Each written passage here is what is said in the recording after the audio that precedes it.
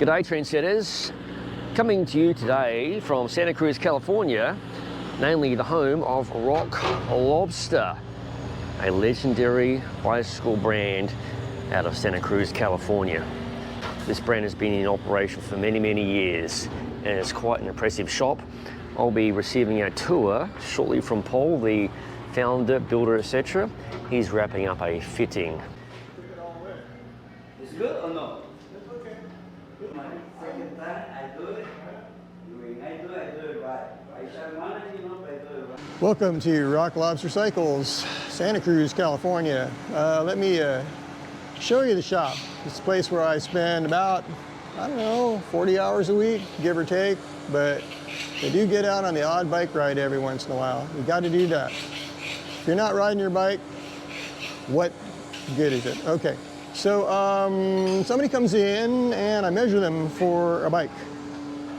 And I take body measurements and I take measurements off their present bike. Not that I'm going to copy their bike, but this is a guy who was just here. And so this is a sheet that I fill out. And once I get all the information from that, I do a drawing. I don't do it on a computer, I do it on a table with big pieces of butcher paper and a pen and some measuring devices, angle finder and measuring tapes and straight edge, and I create the design.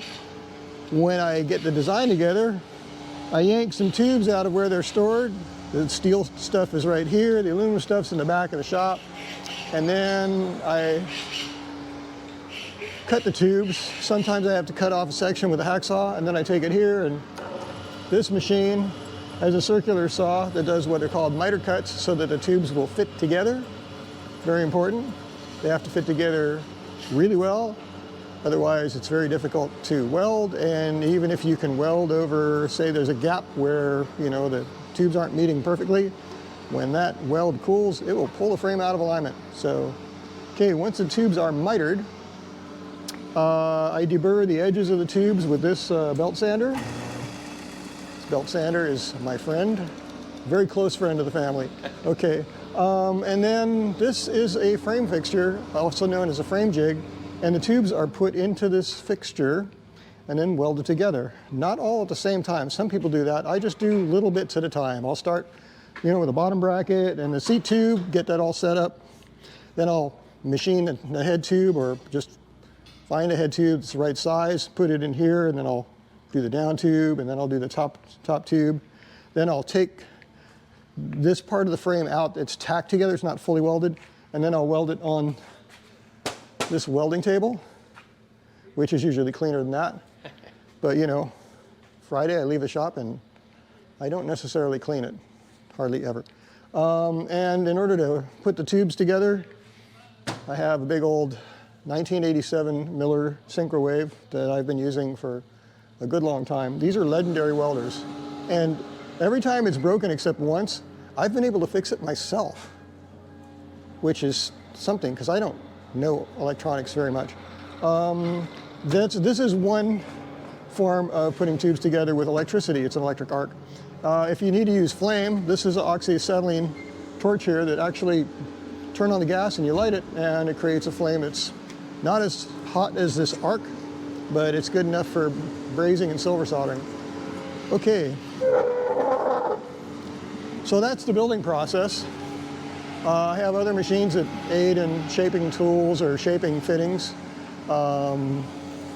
like that big metal lathe there, and then the You have a Bridgeport. Everybody has a Bridgeport. Everybody should have a Bridgeport, and everybody should have one that's like, that one's a variable speed. You just turn the crank and you can change the speeds. Beneath the Bridgeport, you'll see some musical equipment. It doesn't always live there, but lately it's been there because there's been a lot of noise making in the shop. If I couldn't play music, I'd probably end it all. Your instrument of choice is? Instrument of choice? I mean, I've got, I don't know how many guitars I have, but I think the one that I've bonded with is a Stratocaster that I've had since I was 28 years old, and it was old when I got it. It was built in 1963, so yeah, and I actually was listening to a tape because I had a moment with it in the last rehearsal I did. I went somewhere was very, very special musical notes coming out, and I was kind of shocked. It was just a feeling I hadn't had for years, so it's pretty cool. So yeah, here's more guitars. A while ago, I tried to stop playing, and then people started giving me free guitars. So I kept playing. And of course, there's a couple people's frames here. They're not supposed to be sitting down there. They should be hanging up in the rack, but I didn't have any hooks. But I just took some frames to the painter, so now I have hooks. I could put these up in a more dignified position. Okay, this is the workbench. If your workbench is clean, it means that there's nothing going on, or you're just a clean person. Well, in this shop, there's a non-clean person, which is me, and a lot going on. So yeah, it's seldom do you see the bench. You usually just see the clutter that's on top of it. Oh yeah, I bought that when I was 22 years old, I think. That is a Campagnolo tool set, which is, back in the day, if you were a frame builder worth your salt, you had to have one of those. And I took out a business loan to buy it because I was making $2.35 an hour.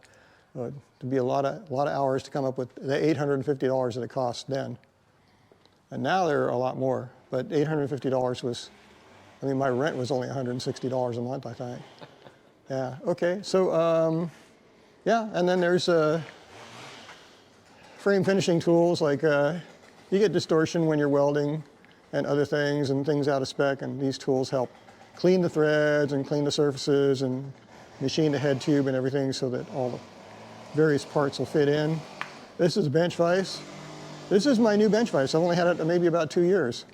Yeah, I had another one that was about 40 years old when I bought it, and I actually wore it out. So I went and spent the big bucks for a new Wilton. Figure Wilton's supposed to last a lifetime, but well, I don't know. Not if it's already been through one lifetime. Okay, and oh yeah. It's a lot of wheels up here. Some of these wheels actually have a reason to exist in the shop, but most of them don't. Most of them are just here. But when you're building frames, you're building for a certain size wheel. It's good to have a wheel on hand so you can check the rear end of the frame and make sure your tire clearance is proper and that your axle spacing is proper and that your wheel centers up when you put it in. Because if it's crooked, then, well, the customer might not be too happy about that. Okay, and this section of the shop is really not mine. This is Brendan's section, and he scored the jig just like mine, only in much nicer shape. And he's got a lot of stuff. He's built between 50 and 60 frames. So yeah, I think he's bitten, the bug has bitten him. And so yeah, he's at it. He's building a frame right now, actually, a lugged frame. And this is my aluminum backstock and some steel backstock. And it may look like a mess, but it's way less messy than it was a month ago. A lot of these materials are things that I've inherited from operations that have ceased business or people who have passed away and there was estate sales. So yeah, it's not like I have like my life savings tied up in this stuff. Some of it was free. A lot of it was free. Probably most of it was free. So, but I just don't want to see it go to waste.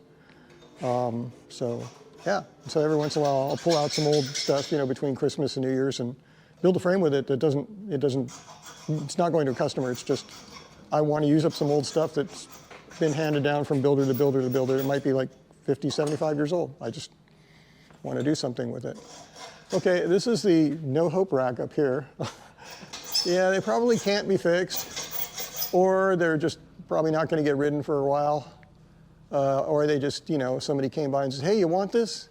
You know, every once in a while, one of my customers who's had an old frame will bring it back and say, hey, I'm not riding this anymore. You want it back? You know, and it's got my name on it. I just kind of can't just let it go to the landfill. So yeah, I take it back.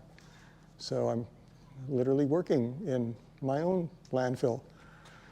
Yeah. Rightio, trendsetters. I hope you found that tour to be interesting. Many thanks to Paul, founder and builder of Rock Lobster Cycles here in Santa Cruz, California. As always, thank you for watching. If you haven't already, please consider subscribing to the Gravel Cyclist YouTube channel for interesting builder tour videos such as this one. No bull gravel bike reviews, other product reviews, riding experience videos, and of course, general madness. Do you want to come onto the bed? Yes? Are you going to ask nicely? I doubt that.